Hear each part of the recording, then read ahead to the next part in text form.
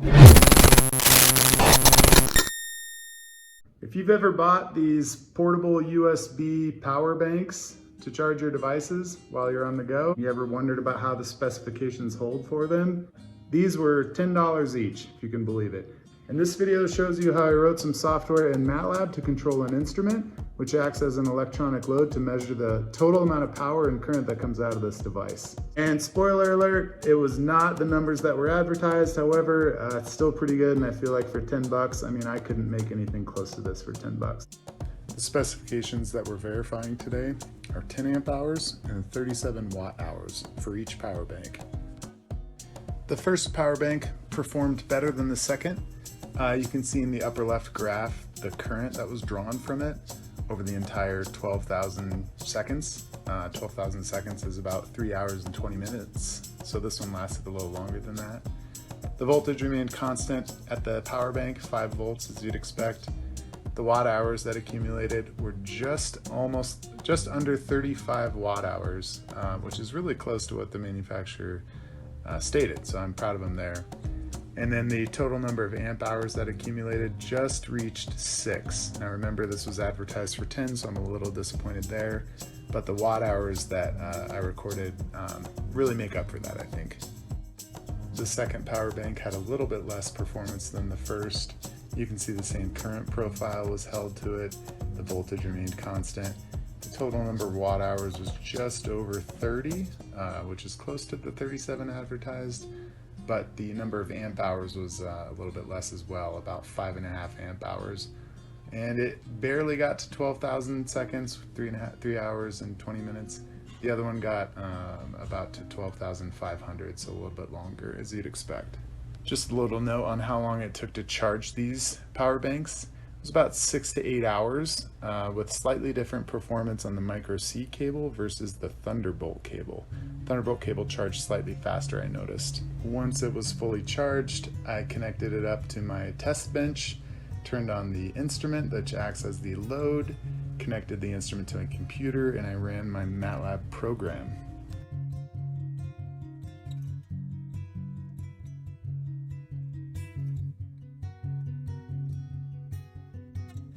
This is my Matlab code, and the section right here is what you use to establish communication with the electronic load. This section here defines some variables and kind of instantiates them with default values as you'd expect to begin with. This resistance value, the 0.3925 ohms, that's a number that I calibrated and found separately, and I'll talk about that later.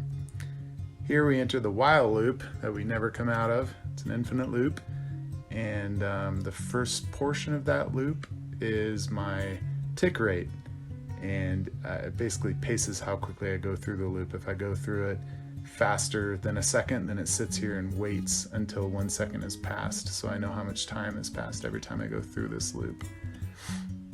The next section of code queries the instrument for the voltage and the current, parses it, computes watt hours and computes amp hours, and then it plots those results. My amp hours is just the absolute value of the total current. Because it's taken every second, I divide it by 60 twice in order to get amp hours instead of amp seconds. My watt hours are pretty similar. The first portion of the watt hours is a sum of the voltage times the current, again divided by 60 twice. The next portion is the power that the power bank is delivering, which gets dissipated in the cabling. The power coming from the portable charger went to the electronic load, but it also got dissipated in the resistance of the wiring. It's a very small amount of power that got dissipated in the resistance. However, I did account for it because my wire gauge was really thin, and so I'm sure it had relatively high resistance, and I had to account for it in the watt hours calculation. The rest of the code is sort of just a timing mechanism to turn on the electronic load at a specific interval in time. Here it's when j equals 5, that's 5 seconds after the program has started. It does nothing for the first 4 seconds in this section. And then after the first 7 seconds, I'm checking for reasons to turn off the electronic load.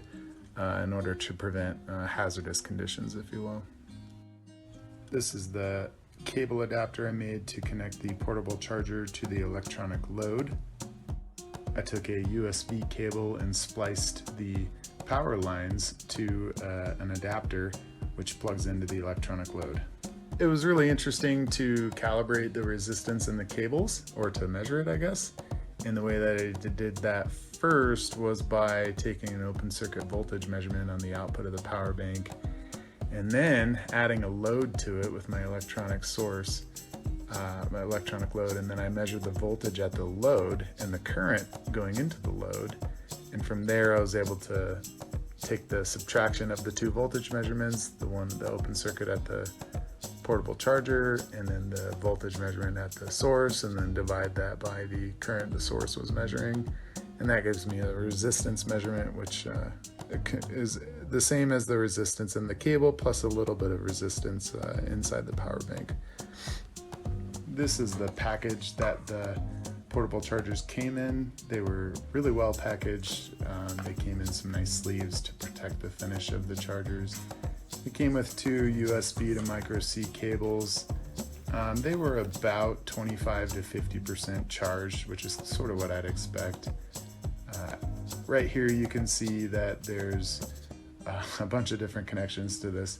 On the outer two sides is where you connect your devices that need to be charged, and the inner two connections that are sandwiched on top of each other, that's actually how you charge the portable device, and you can do that with a micro C USB cable or a Thunderbolt cable.